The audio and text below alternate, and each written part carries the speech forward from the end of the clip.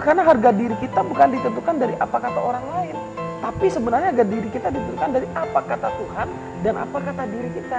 Kalau Tuhan berkata, oh kamu nih anak yang baik, kamu nih anak yang soleh, kamu nih anak yang begini, begini, begini. Ikuti apa kata Tuhan, bukan apa kata tuntutan sekitar kita, gitu ya. Karena itu akan bisa menghancurkan kita, membuat kita nggak bisa berdamai. Makanya muncul, aduh kenapa kok aku dilahirkan dari keluarga miskin? Kenapa kok, maaf, misalkan ada yang, kok mamaku dulu terjerumus pergaulan seks bebas, kok mamaku wanita nakal misalkan. Hal-hal begitu yang akhirnya waktu kita nggak bisa bersyukur, kita nggak bisa menerima masa lalu dan mengampuni, kita nggak bisa berdamai dengan diri kita, masa depan kita akan hancur. Penyesalan yang berlarut-larut begitu. Betul, ya, akhirnya sekali. Membuat kita jadi nggak bisa damai dengan diri kita sendiri gitu.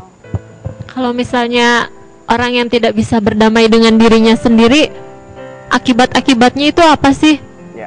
Akibatnya sebenarnya banyak sekali ya. Kayak misalnya kalau di rumah tangga, dia akan menjadi orang yang pemberontak. Jadi nggak bisa diatur gitu. Ya. Kalau di lingkungan tempat pekerjaan, ekstrimnya bisa jadi orang yang provokator. Dia memprovokasi teman-temannya, rekan-rekan kerjanya, untuk menuntut gitu. Susah setia itu juga termasuk diantaranya. Kemudian menjadi orang yang menuntut itu pasti ya, orang yang mudah menuntut, menyalahkan orang lain, terus-terusan menyalahkan orang lain. Karena apa? Karena dia sendiri disalahkan terus sama dirinya sendiri. Karena dia terus-menerus disalahkan, akhirnya lama-lama kan nggak tahan nih. Diri kita nih kan sebenarnya siapa sih yang suka gitu disalah-salahin? Apalagi yang menyalahkan kita adalah diri kita sendiri.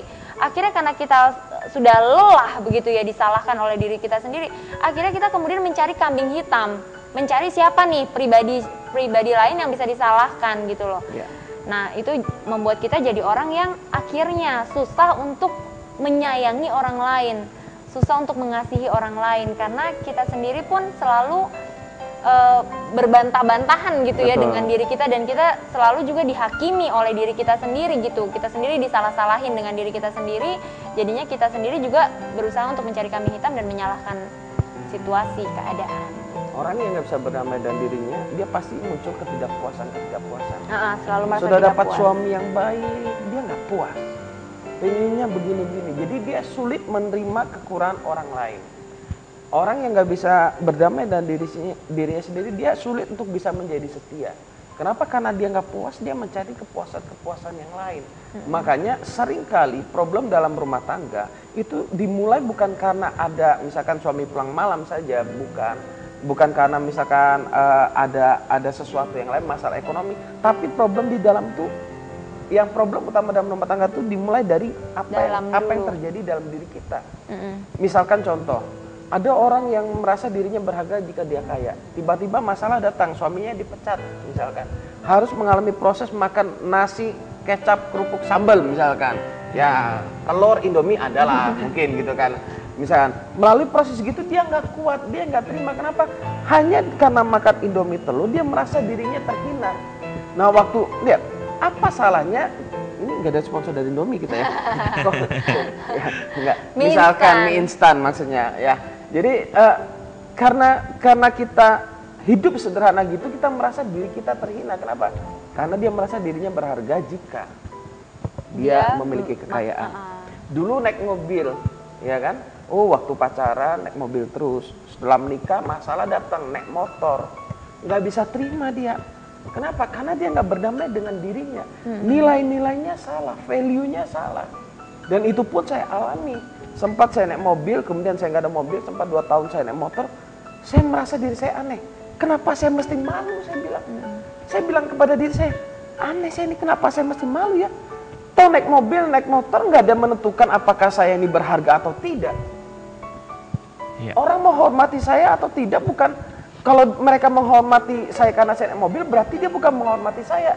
Dia menghormati mobil saya, kan gitu. Iya kan? Suatu saat ada orang kaya, dia datang ke sebuah pesta, dia pakai baju yang sederhana saja. Karena dia nggak pakai jas, nggak pakai dasi, pakai baju yang sederhana. Orang ini kaya raya sekali. Dia nggak boleh masuk ke pesta itu. Apa yang dilakukan? Karena dia nggak boleh, dia pulang. Dia ganti, dia pakai dasi, dia pakai jasnya yang termahal.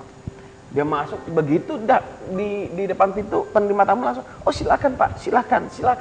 Sangat dihormati. Tahu apa yang dia lakukan? Dia ambil makanan semua, dia taruh kantong jas.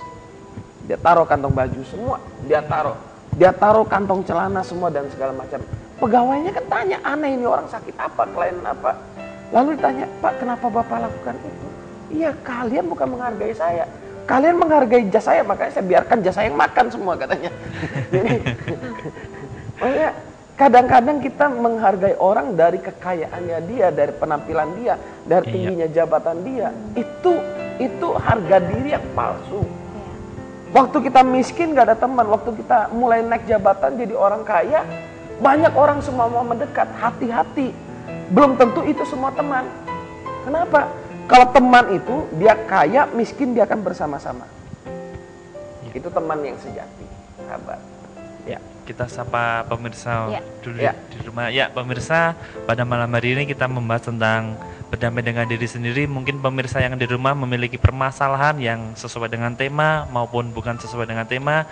Pemirsa bisa menceritakan kepada kami di nomor 0819 081 74 kali 1. Ya. Kalau ngomong tentang berdamai, bagaimana nih Pak Susilo kalau kita mengetahui kita sudah berdamai dengan diri sendiri atau belum? Nah, Bu Dita mungkin yang Dita. Mungkin kita sebelum kita bisa tahu gimana kita sudah berdamai atau belum, mungkin kita mesti tahu dulu gimana sih caranya berdamai. Caranya berdamai dulu. Mungkin seperti itu dulu ya. Kita gimana caranya supaya kita bisa berdamai dengan diri kita sendiri. Caranya supaya kita bisa berdamai dengan diri kita sendiri itu ada 4M tipsnya. Yang pertama adalah kita harus menerima kesalahan yang pernah kita lakukan di masa lalu. Jadi kesalahan yang pernah kita lakukan itu toh semuanya sudah terjadi di masa lalu. Ya. Kalau sudah terjadi di masa lalu, sebenarnya kita kan tidak bisa berbuat apa-apa dengan masa lalu kita itu. Kita tidak bisa merubahnya, kita tidak bisa putar balik waktu. Betul. Jadi kita tetap harus menerima keadaan itu. Penyesalan terus-menerus juga nggak bisa juga berubah. nggak ada gunanya. Penyesalan terus-menerus yang ada malah merusak hari ini dan masa depan kita gitu. Tidak ada lagi kaitannya dengan masa lalu. Masa lalu toh tidak akan bisa diapa-apakan begitu ya. Dan lagi sebenarnya kesalahan kita di masa lalu mungkin terjadi akibat kita juga tidak tahu. Karena kita pada saat itu kita belum memiliki nilai-nilai atau pola pikir yang seperti saat ini sudah kita miliki. Kemudian kesalahan di masa lalu itu juga seringkali sebenarnya tidak seburuk yang kita bayangkan, tetapi karena kita yang terlalu memvonis diri kita terlalu kejam gitu ya, terlalu buruk, kita terlalu menghakimi diri kita sendiri terlalu dalam gitu ya, sehingga membuat kita sulit untuk mengampuni apa yang sudah terjadi di masa lalu itu. Jadi yang pertama kita memang harus menerima dengan masa lalu kita, dan kita harus menyadari bahwa tidak ada satu orang pun sebenarnya yang sempurna gitu ya. Jadi kita harus memang menerima. Kalau kita sudah salah melangkah di masa lalu, kita harus belajar untuk menerima itu, ampuni diri kita sendiri dan belajarlah untuk melangkah gitu ya. Karena toh kita nggak bisa berbuat apa-apa dengan masa lalu kita. Kemudian M yang kedua kita harus selalu bersyukur, mensyukuri apa yang Tuhan berikan di dalam hidup kita. Jadi apapun yang sudah Tuhan berikan, hal-hal atau kondisi-kondisi yang kita tidak bisa rubah. Kalau tadi kesalahan-kesalahan yang kita lakukan, kalau sekarang kita mensyukuri hal-hal yang tidak bisa kita rubah. Misalnya kita dilahirkan hidungnya dari keluarga miskin misalnya dari keluarga miskin, atau hidungnya harusnya mancung keluar, ini mancungnya ke dalam misalnya begitu. Kulit kepengennya warna putih, tetapi kenyataannya dapatnya sawo-sawo agak busuk gitu ya. Dipilok. Jadi kita harus belajar untuk mensyukuri hal-hal yang memang tidak bisa kita rubah. Misalnya dilahirkan dari, mohon maaf, orang tua yang pelacur misalnya. Kita harus belajar untuk menerima kondisi-kondisi atau keadaan-keadaan yang memang kita tidak bisa rubah gitu. Karena apa? Karena toh orang-orang dengan urutan-urutan kejadian yang tidak bisa dirubah itu toh juga tidak semua menjadi orang yang gagal. Malah banyak orang-orang berhasil yang dari mungkin kondisi-kondisi yang kelihatannya dari sudut pandang manusia kurang beruntung begitu ya. Banyak orang yang miskin yang kemudian bisa mendobrak dan bisa menjadi orang yang sungguh-sungguh berhasil. Contohnya Soichiro Honda begitu ya, dulunya latar belakangnya sangat miskin, tetapi dia berhasil mendobrak paradigmanya dia, pola pikirnya dia, sehingga dia akhirnya bisa menjadi orang yang terkaya justru. Nick Vujicic tidak punya tangan dan kaki. Kalau dipikir-pikir dia mungkin punya 1001 alasan untuk menyesali keberadaannya dia, lebih daripada orang yang mungkin hidungnya mancung ke dalam gitu ya. Mungkin dia lebih punya alasan lagi gitu untuk protes gitu. Tapi kenyataannya justru dengan keterbatasannya dia bisa menunjukkan kepada dunia bahwa orang yang terbatas saja bisa melakukan hal-hal yang luar biasa. Betul. Apalagi orang-orang yang tidak terbatas begitu. Jadi termasuk jenis kelamin juga harus belajar terima tuh. Iya. Yang merasa wanita merasa tidak berharga karena tidak menurunkan marga, tidak menurunkan apa status sosial. Akibatnya apa? Wanita yang nggak bisa menerima, dia bisa menjadi tomboy, dia bisa menjadi macam-macam. Nah, makanya ingin jadi laki-laki atau tidak yang bisa laki-laki menerima pengen dan jadi tidak bisa perempuan. mensyukuri ini, akibatnya parah sekali. Bisa kemana-mana begitu ya. Kemudian yang ketiga, kita juga harus mengubah pola pikir kita. Jadi kita tidak cukup hanya menerima saja, mengampuni masa lalu kita, menerima saja urutan-urutan atau kondisi-kondisi yang tidak bisa kita rubah. Kita juga harus belajar untuk merubah pola pikir kita gitu. Seringkali yang membatasi kita bukan keadaan, bukan orang lain, bukan sumber daya kita, tetapi seringkali yang membatasi kita adalah pola pikir kita, karena kita sudah terkotak dalam satu kondisi yang mengatakan bahwa kamu tidak mampu, kamu tidak berharga, kamu tidak akan berhasil. Nah, pola pikir seperti itulah yang harus kita dobrak, yang harus kita berani katakan, enggak, aku tetap berharga, walaupun hidungku mancung ke dalam, tapi aku punya potensi yang luar biasa, aku bisa melakukan hal-hal yang hebat gitu. Jadi balik lagi seperti yang tadi Pak Susilo bilang, harga diri kita tidak ditentukan oleh bagaimana kondisi hidung kita gitu ya, tetapi sama-sama bisa napas. Tapi dompet kita bisa lah ya.